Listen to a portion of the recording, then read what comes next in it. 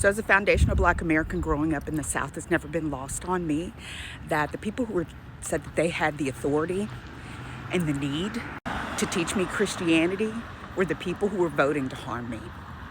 It's never been lost on me that the people trying to create integrated, loving environments within their churches were not seeking to create integrated, loving environments within their world because of their political views. It's always been incredibly sad to have to sit with that and when you try to engage in those kinds of conversations, they shut down.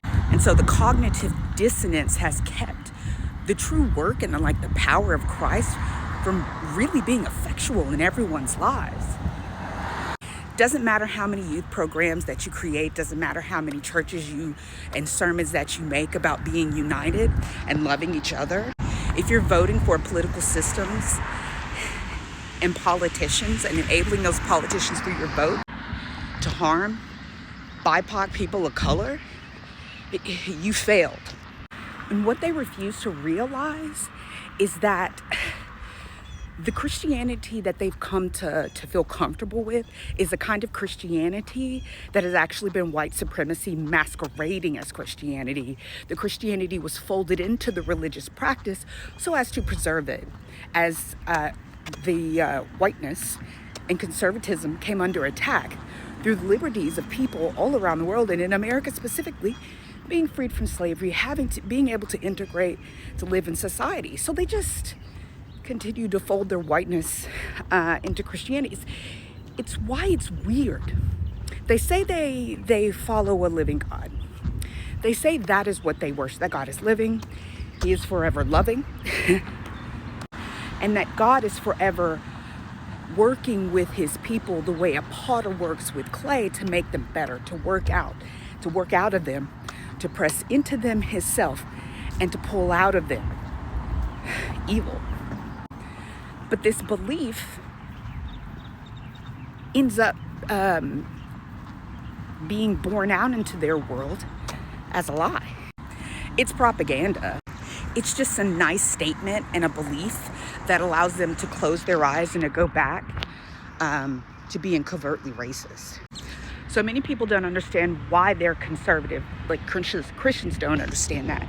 And they don't deconstruct what that means. They don't even take the time to realize, some of them do, that when they say conservative, it's covert white protection of white culture, protection of white beliefs, preservation of whiteness through the law, through politics, political systems, and power.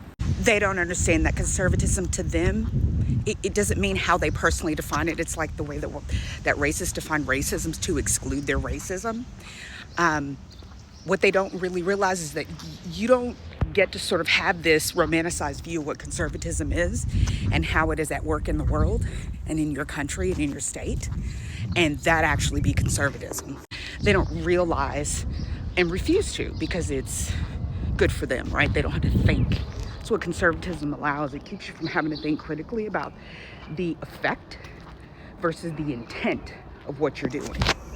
And so because of the fact that white supremacy and racism, etc., lynchings after church on a Sunday, because that's been folded into Christianity, covered up with catchphrases, dogmas, and a disbelief in reality, a delusion, many people who call themselves Christians have never actually repented. They've never actually gone through the process of recognizing an evil within themselves, all of it, and getting it out. Hate of change is antithetical to what it is to be a Christian. Being conservative is not what being a Christian is, because you have to understand the human condition. If you're trying to get evil out of humans, you're trying to get sin, which is simply a fruit of evil, something that bears witness to the evil within you. It's just an outward show of it. They've never actually let that go. If you don't feel that your evil is evil, what you fall into is not repenting, because you don't get to define what is evil and what is good in the Christian evangelical sense.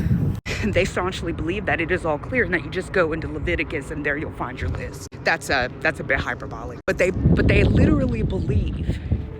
And so in this belief and this preserved blindness in their conservatism, they've never actually repented. People should just come to the realization that, yeah, you can call yourself a Christian, but you're unrepentant, and your unrepentance, therefore, it just wipes out everything you said and did. And I guess heaven, based on what they believe, they're not in heaven.